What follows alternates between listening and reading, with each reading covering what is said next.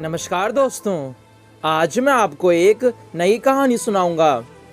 Harry एक 3 साल का छोटा सा बच्चा था जिसने अभी अभी इस दुनिया को समझना शुरू किया था। वह दुनिया के समय समय पर बदलते तारीखों को सीख रहा था। कभी कभी अपनी बातें और होशियारी से लोगों को इतना मोहित कर देता कि लगता ही नहीं कि वो 3 साल का बच्चा है। एक बार गर्मी की छुट्टियों में हैरी ने अपने मामा के यहाँ जाने की जिद पकड़ ली, लेकिन हैरी को अकेले भेजना भी ठीक नहीं था और बच्चों की जिद के आगे किसकी चलने वाली। इसलिए हैरी के पापा मम्मी ने निश्चय किया कि हैरी और उसकी मम्मी कुछ दिनों के लिए हैरी के मामा के यहाँ रहेंगे।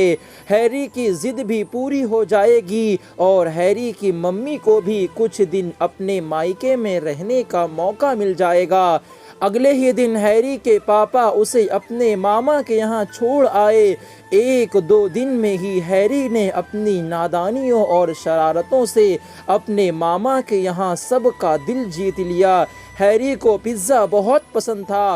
रोज वो अपनी मामी जी से पिज़्ज़ा बनाने की जिद करता रहता। एक शाम मामा जी ने हैरी की ये जिद भी पूरी कर दी। पिज़्ज़ा देखते ही हैरी ऐसे उछल उछल के नाचने लगा जैसे पहली बार पिज़्ज़ा देखा हो। पिज़्ज़ा के 3 टुकड़े लेकर वह बालकनी में जाकर बैठ गया और बाहर देखते हुए खाने लगा। इसी बीच नीचे रहने वाले शर्मा जी का तीसरे महले पर रहने वाले मेहता जी के साथ पार्किंग को लेकर झगड़ा हो गया। बाहर से जोर जोर की बहस की आवाज़ आने लगी।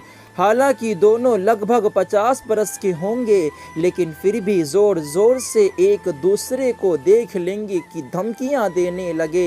हैरी कुछ देर तो बालकनी में उन दोनों को झड़कते हुए देखता रहा, लेकिन कुछ देर बाद ही अचानक अपनी प्लेट लेकर नीचे पहुंच गया और बोला, बच्चों की तरह झगड़ा करते हो, अब झगड़ा बंद करो और मैं तुम्हारे लिए पिज़्ज़ा लाया हूँ, इसे खाकर दोस्ती कर लो। छोटे से बच्चे के मुंह से ऐसी बात सुनकर दोनों चुप हो गए। पास खड़े तमाशा देख रहे सभी लोग हंस दिए।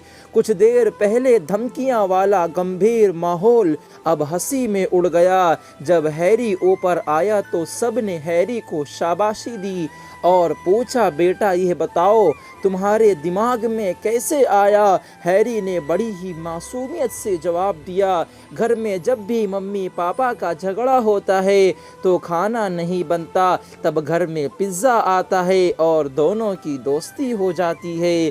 अब हंसने की बारी हैरी की मम्मी की थी और सब ठहाके लगा रहे थे।